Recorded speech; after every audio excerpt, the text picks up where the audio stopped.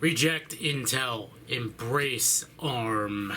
If anybody has watched me for, a modest length of time, you guys probably have a metric ton of questions about why is this here? And I'm going to get to those right now, actually, because this is not an unboxing, even though it may seem like it, because I've already opened this.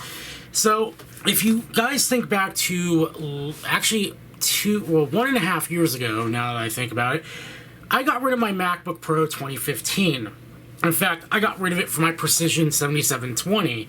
The reasoning behind that was because the MacBook Pro 2015 had a bunch of thermal issues, and it wasn't a defect because it's just the way the machine was designed. Like, I don't know why Apple liked to design their MacBooks to run it damn near the thermal junction of the Intel processors.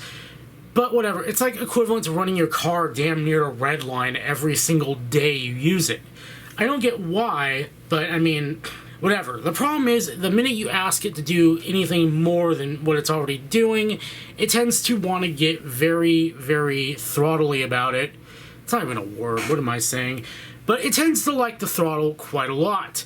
So, I got real tired of it, especially with Lightroom exports and such, and I got rid of it for my Precision 7720, which has been my main laptop for quite some time, and will remain in my lineup as my main laptop.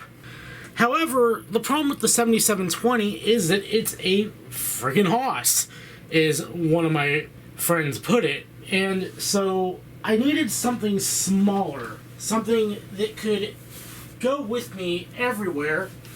And up until now, that machine was this Latitude E7240. And it's still a pretty good machine. It actually still functions shockingly, because this thing's been having some issues where booting it is kind of like starting an old car where it takes a few tries, then it finally catches and boot up. I don't know what the problem is. One of my friends says the motherboards in these things, which this is the i7 model, so apparently those are not very reliable. They tend to have issues as they get older, and the i5 models are actually much better for reliability. On top of that, I don't know, that machine just feels like it's getting long in the tooth for what I do with it, which is like, I just want a machine to go with me everywhere, and one I can lay in bed and watch YouTube with, which is another kind of shortcoming of this machine. There's your speakers right there. The audio is awful on this thing. So, anyway, this thing's been due for an upgrade for quite some time. So, when the M1 came out, I was very skeptical because people were saying, oh, this is going to be awesome because the M1 is, ARM-based. It pretty much takes after the iPad, and the iPad, as we all know, doesn't need a fan. It runs completely passively. On top of that, the battery will last forever, and it's really, really fast, at least in benchmarks. It has yet to be, or had yet to be seen what it could do if you put a real OS like Mac OS onto it and let it rip. So when the M1 came out, I was very skeptical of what it could actually do. Apple made all these lofty claims, and I was initially very skeptical because they said stuff like faster than the leading PC laptop in its price segment. And you'll actually remember I did a rant video on that, and I really wish they would have named their sources. But the fun thing is, their stupid words really kind of sold short what they were releasing here, because the M1, I'm here to tell you, as a person who's been a very big Apple skeptic over the last couple of years, the M1 is it. This is the way, because I've been using this thing for a couple days now. In fact, actually a couple days counting today, I guess. Here it is right here.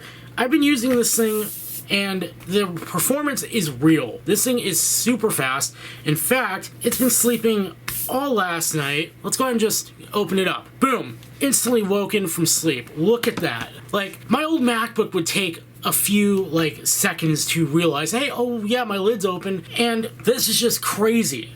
So, I'm beyond floored with this machine. It was a really good purchase. Now, as for what this is a MacBook Pro, as you, no doubt can tell, duh. It is an 8GB RAM model with 256GB of storage, because, again, I'm not sweating it too much with the RAM because of, one, the architecture of the M1, which apparently means that, 8 gigs of RAM to an M1 is vastly different than 8 gigs of RAM to, say, an Intel machine. 2, even if this thing has to page out to disk because you run out of RAM, the SSDs in these things are stupid fast. So if the SSD, like, if it has to page out to the SSD, there's going to be a performance dip, but it's not noticeable by the end user for the most part. So that way I don't feel like I have to worry about RAM as much. I would have gotten the 16 gig version, but that would have maxed out my Apple Card pretty much immediately, so I didn't want to do that. So again, considering it's just replacing this machine for the most part, I didn't have a problem just, phoning it in and getting the 8 gig model. On top of that, because it was a standard configuration, that means it literally got here overnight. So that was pretty nice. So my first impressions of this machine, now that we're done with the rambling bits, I'm beyond words at this point. I didn't think any of the stuff that Apple claimed was possible, but they've done it. Like, this machine is fast. I really like it. In fact, I like Touch ID. It's really nice. The ginormous trackpad is just amazingly nice.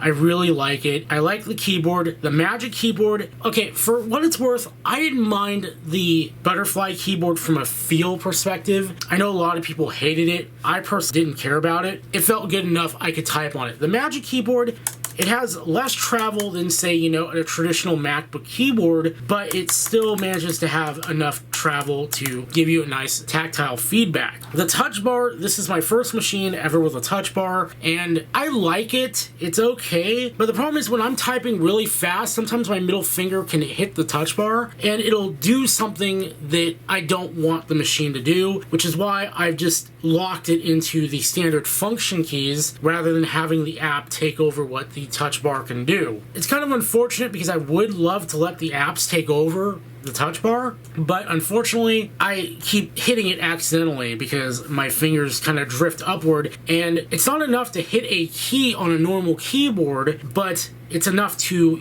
touch a capacitive screen and register something. So that's kind of why I just locked it to the standard functions. You can also lock your computer with the Touch ID button, which I didn't know you could do that. That's actually pretty cool. Everything about this machine is nice. Now what's funny is they actually give you, I believe a 65 or 62 watt power adapter for USB-C charging this thing, and I decided to just play around a little bit and started charging this thing with, unfortunately I do not have it on hand anywhere near me, but I have a 30 watt gallium nitride adapter from RavPower, and I was like, I wonder if it would charge off of it, and it actually did. It ran perfectly fine off of it. I couldn't believe it. I could just stick that in my bag if I just want something, kind of on the go.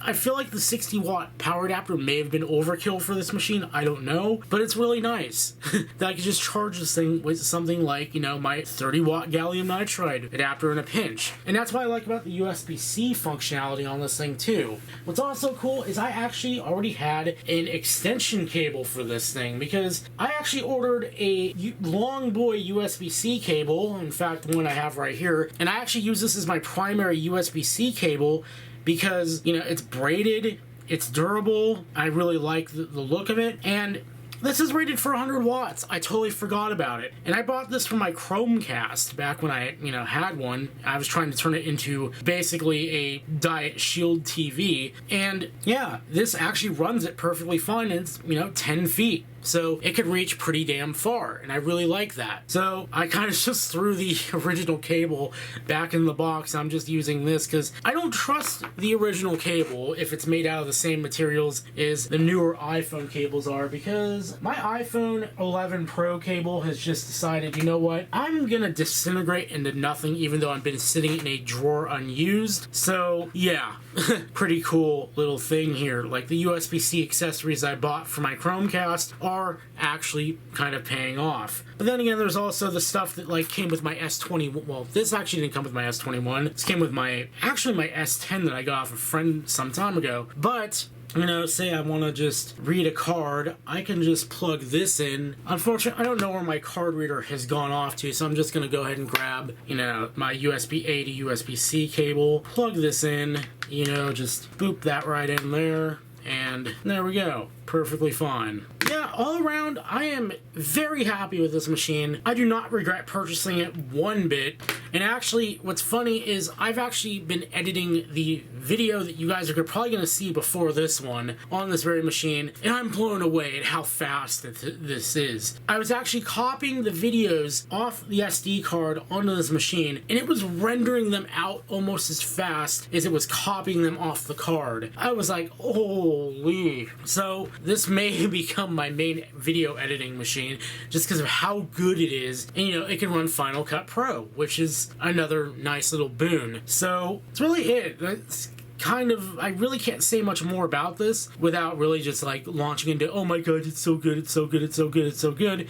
So I'm just gonna leave it right there. I really love this machine. Like, this brings me back to when I thought Macs were pretty awesome. Kind of funny how it's like, you know, when Apple does something unique, back when we had PowerPC, though that was a partnership with Motorola and IBM more so than anything. We had PowerPC, and now we have the Apple M1 or the Apple Silicon chips. It's like, it brings the magic back to the Mac, I feel like. This machine feels awesome to use because of it. So, who knows? I just feel sorry for Intel right now because those poor bastards are getting pinched on both ends by AMD and Apple with ARM. It's like they're just taking all of the L's lately. So yeah, that's really it for this video. Hopefully you enjoyed me kind of just talking about this machine. And, well, till next time, I'll see you guys later.